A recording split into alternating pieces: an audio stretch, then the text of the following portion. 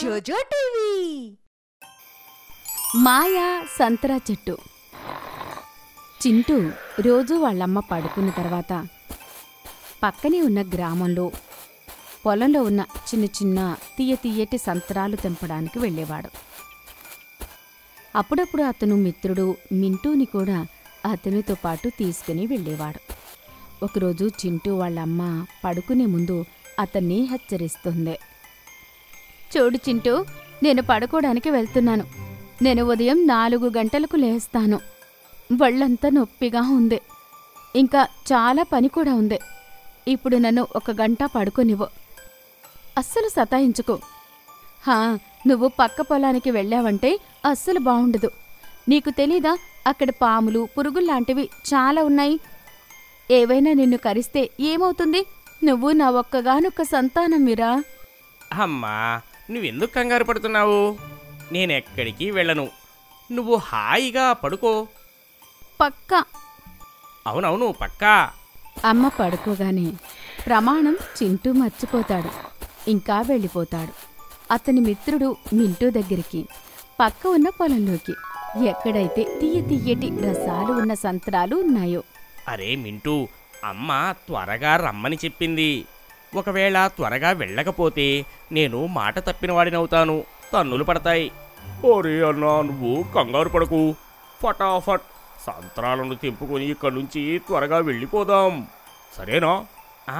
అదే మంచిది. చింటూ ఇంకా మింటూ పొలంలో పెద్ద చెట్లపైకి ఎక్కుతారు. పటాపట్ సంత్రాలను తెంపి వాళ్ళ ఇంటికి వెళ్ళిపోతారు. చింటూ వాళ్ళ అమ్మ లేవకన్నా ముందే ఇంటికి వెళ్ళిపోతాడు. ఇంకా మజాగా సంత్రాలు తింటూ ఉంటాడు. హఠాత్తుగా అతని సంచీలో ఎన్ని సంత్రాలు ఉన్నాయో అవన్నీ మాయమైపోతాయి. కాని ఒక సంత్రా మాత్రం అతను వలవలేకపోతాడు.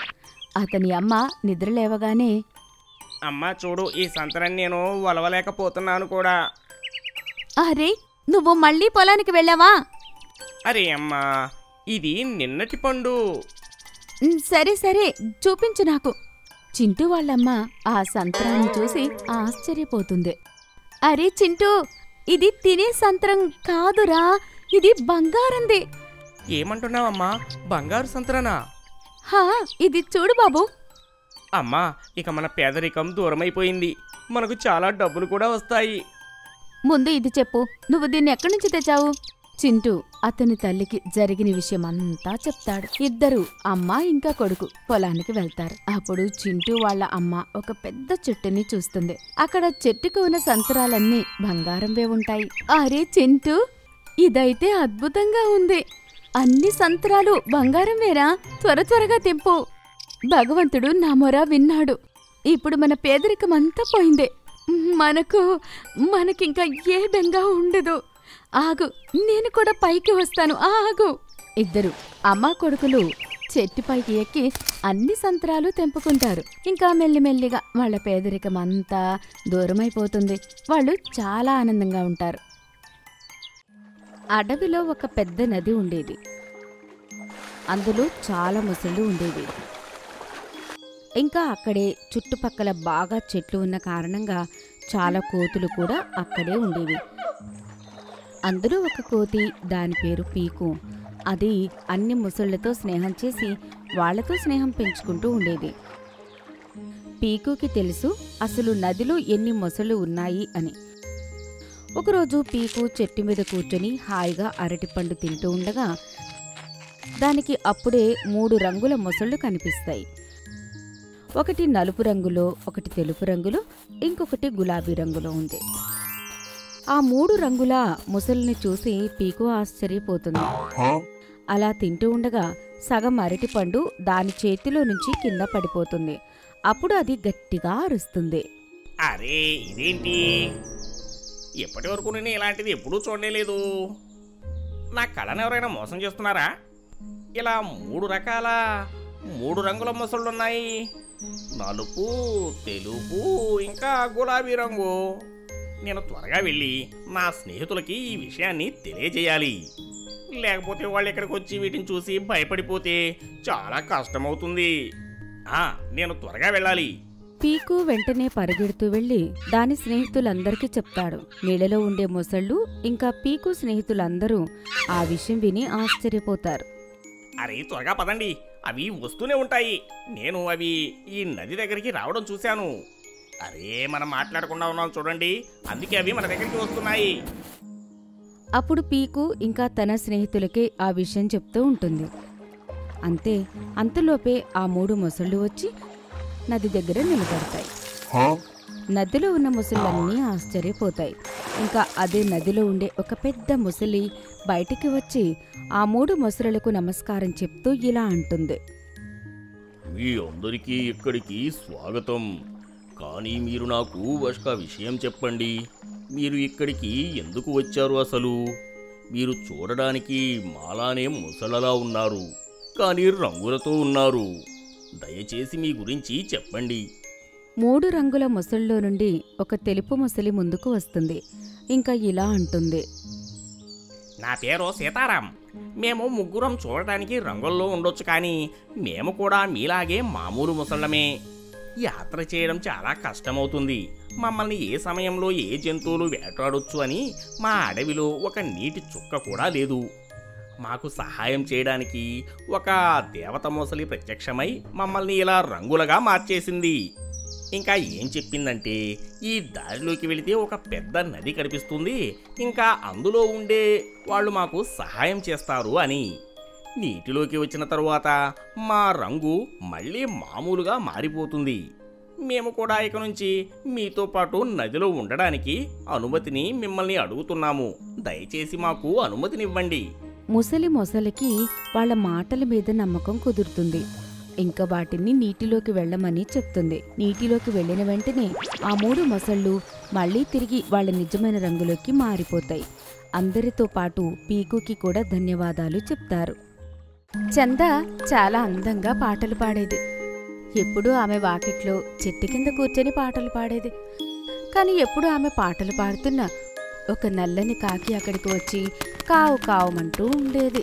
కావ్ కావ్ లాలా లాలా కావ్ కావ్. అబ్బా, ఈ కాకి మళ్ళీ వచ్చిందా? ఎప్పుడు పాట పాడుతున్నా ఈ కాకి వచ్చి నా పాటలు పాడి చేస్తుంది. అమ్మా, ఏదో ఒకటి చెయ్యి. అరే, ఏం చెయ్యాలి? నువ్వు పాటలు పాడగానే ఈ కాకి వచ్చేస్తోంది. నేనేం చెయ్యాలి? ఏం మాట్లాడుతున్నావమ్మా? నేను బాగా సంగీతం నేర్చుకున్నాను. నిన్ను లతా మంగేష్కర్లా పాడతానని మా మాస్టర్ అంటారు, తెలుసా? అవునా? ఏమో అమ్మా, నాకైతే సంగీతం గురించి ఏమీ తెలీదు. నీ పాటలు నాకేం అంత బాగా అనిపించవమ్మా. నీకన్నా కాకి చాలా బాగా పాడుతుంది. అమ్మా, నువ్వెప్పుడు నన్ను తిడుతూనే ఉంటావు. ఒకరోజు గ్రామంలో గట్టిగా డోలు మోగిస్తూ ఉంటారు. వినండి వినండి వినండి, రాజకుమారి సంగీతం నేర్చుకోవాలని అనుకుంటుంది. గ్రామంలో సంగీతం నేర్పేవారెవరైనా ఉంటే రాజకుమారికి సంగీతం నేర్పించాలి. బదులుగా బంగారు నాణేలు ఇవ్వబడును. చూడమ్మా, చూడు ఏం జరుగుతుందో చూడు. నేను రాజ్మహల్కి వెళ్ళి రాజకుమారికి సంగీతం నేర్పిస్తాను. ఇది మంచి ఆలోచనే. వెళ్ళి నీ కోరిక కూడా తీరుతుంది. ఈ కాకి బాధ నుండి కూడా బయటపడొచ్చు. అవునమ్మా, అది కూడా నిజమే. చంద రాజ్మహల్కి వెళ్తుంది. అక్కడ ఆమెకు సంగీతం నేర్పమని చెప్తారు. రాజకుమారి చాలా బాగా పాట పాడుతుంది. రాజకుమారుడు చాలా ఆనందించి ఆమెకు బంగారు కాకినిస్తాడు. రాజకుమారి గారు, మీరు నాకు కాకిని ఎందుకిచ్చారు? అప్పుడు రాజకుమారి ఇలా అంటుంది. చందా, మేము అడవికి వేటకు వెళ్లి వస్తుంటే గ్రామంలో ఎవరో పాట పాడుతుంటే తనతో పాటు కాకి కూడా పాడుతూ ఉంది. కాని ఎవరో నాకు సరిగ్గా తెలియదు. ఊర్లో దండోరా వేయించాను. ఎవరైనా సంగీతం నేర్పే అమ్మాయి దొరికితే నేను కూడా సంగీతం నేర్చుకుంటానని చెప్పాను. చందాకి ఆ కాకి యొక్క గొప్పతనం బాగా తెలిసొచ్చింది. బంగారు కాకిని తీసుకుని ఇంటికి చేరుకుంది. వాళ్ళ అమ్మకి జరిగిందంతా చెప్పింది. వావ్, ఈ కాకి నీ పాలిట దేవుడిలా కనిపిస్తోంది. నువ్వు రోజంతా తిడుతూ ఉండేదానివే, కాని రాజకుమారి ఆ కాకిని చూసే నిన్ను పిలిచింది. వెళ్ళి దానికి నీళ్లు తాగించు. ఈ కాకిని నిజంగానే చాలా థ్యాంక్స్ చెప్పాలి. పద, పాట మొదలు పెడదాం. కాకి మరియు చంద మళ్ళీ పాట పాడడం మొదలు పెడతారు. లా లా లా లా లా లా. కావ్ కావ్. బంగారు కాకిని తన రూంలో డెకరేట్ చేసి దానిని చూసుకుంటూ చాలా ఆనందపడుతుంది. ఇద్దరు మిత్రులు ఇంకా దొంగ. చందన్ ఇంకా రాఘవ్ ఇద్దరు చాలా మంచి మిత్రులు. ఇద్దరి దగ్గర ఏ పని లేదు. రోజంతా గ్రామం చుట్టూ తిరుగుతూ ఉంటారు. ఇంకా అడవికి తిరగడానికి వెళ్ళేవారు. ఒకరోజు పూర్తి గ్రామమంతా ఒక పుకారు పాకుతుంది. ఏంటి అంటే తొందరలోనే గ్రామంలో ఉన్న బ్యాంకుకి దొంగలు దొంగతనానికి వస్తున్నారని. చాలా రోజుల నుంచి గ్రామ ప్రజలు ఈ విషయం గురించి మాట్లాడుకుంటూ ఉంటారు. ఆ ఇద్దరి మిత్రులకి కూడా ఈ విషయం తెలుసు. అరే యార్, ఈ దొంగ ఎవడు? కష్టపడి సంపాదించేది లేదు, కానీ తేలికగా దొంగతనం చేసి జీవితం గడుపుతున్నాడు. కానీ ఇది చాలా తప్పురా. ఇలా అందరి డబ్బులు తీసుకోవడం అది అసలు మంచిది కాదు. ఇది చాలా తప్పు. అయితే మనమే దీని గురించి ఎంక్వైరీ చేయాలి. ఒకవేళ దొరికితే మనం అతన్ని పోలీసులకు పట్టిద్దాము. ఆహా, అదిగో అక్కడ చూడు, పోలీసులు వాళ్ళని పట్టుకుంటే 10,000 బహుమతి కూడా ఇస్తామని ప్రకటించారు కూడా. ఇద్దరి మిత్రులు బహుమతి పొందాలి అని చాలా కష్టపడతారు. వాళ్ళు కోరుకుంటారు బ్యాంకులో డబ్బు దొంగతనం అవ్వకూడదని, ఇంకా దొంగ పట్టుబడాలి అని. ఇద్దరూ పగలు రాత్రి దొంగని వెతుకుతూ ఉంటారు.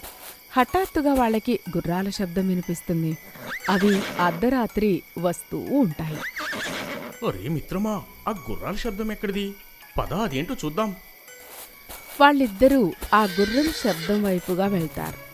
అక్కడికి వెళ్లి చూస్తే అడవి మధ్యలో అక్కడ ఒక వ్యక్తి చాలా పెద్ద గుంత తవ్విస్తూ ఉంటాడు గుర్రం మీద కూర్చుని. ఆ తర్వాత అతను అక్కడి నుంచి వెళ్ళిపోతాడు.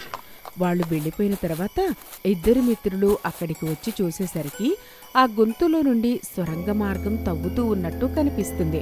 ఆ సొరంగ మార్గం నేరుగా వాళ్ళ గ్రామంలోని బ్యాంకు దాకా వెళ్తుంది. ఆ విషయం వాళ్ళు పోలీసులకు చెప్తారు. అవకాశం చూసుకుని పోలీసులు ఇద్దరు దొంగలని పట్టుకుంటారు. అరే వాహ్, మీరిద్దరూ చాలా మంచి పని చేశారు. మీరిద్దరూ దొంగ సమాచారం ఇచ్చినందుకు 10,000 రూపాయల బహుమతి మీకు సొంతమైంది. చాలా చాలా ధన్యవాదాలు. ఇద్దరు మిత్రులు చాలా ఆనందంగా ఉంటారు. అప్పుడు ఒక దొంగ వాళ్లతో, మీ ఇద్దరి వలన నా ప్లాన్ అంతా కూడా నాశనమైపోయింది. బయటకు వచ్చిన తర్వాత మీ ఇద్దరిని అస్సలు వదిలిపెట్టను. అరే వెళ్ళు వెళ్ళు. జనాల్ని మోసగించటం, జనాల డబ్బుని దోచుకోవడమే నీ పని. జైల్లోకి వెళ్ళి ఇక పిండి రుబ్బు. ఇలాంటి బెదిరింపులకి మేము భయపడము.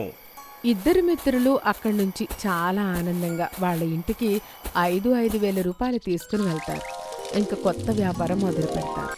ఎందుకంటే ఇప్పుడు వాళ్ళు కష్టపడి సంపాదించి వాళ్ళ జీవితం ఆనందంగా గడపాలి అనుకుంటారు. ఒక గ్రామంలో ఒక మేక ఇంకా ఒక గాడిద ఉండేది. అవి రెండు ఒకటే రైతు దగ్గర ఉండేవి. మొదట్లో అయితే అవి రెండు చాలా మంచిగా స్నేహంగా ఉండేవి.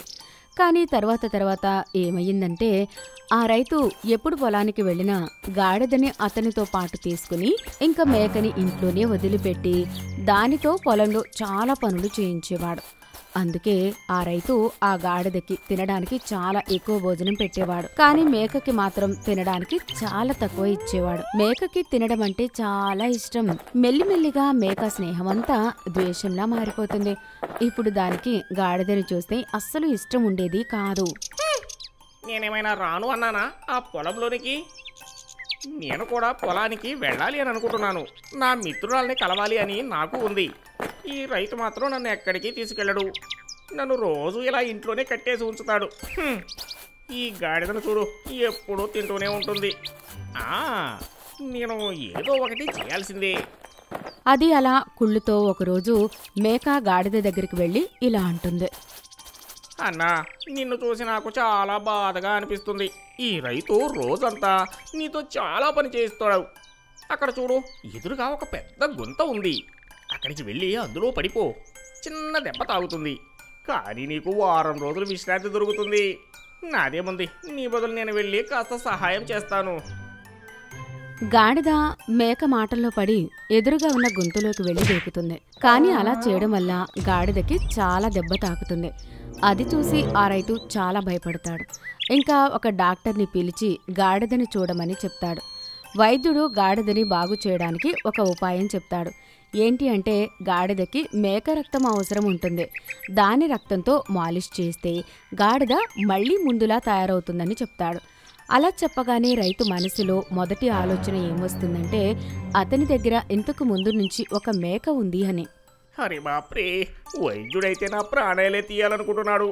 అయ్యో దేవుడా, ఇప్పుడు నేను ఏం చేయాలి?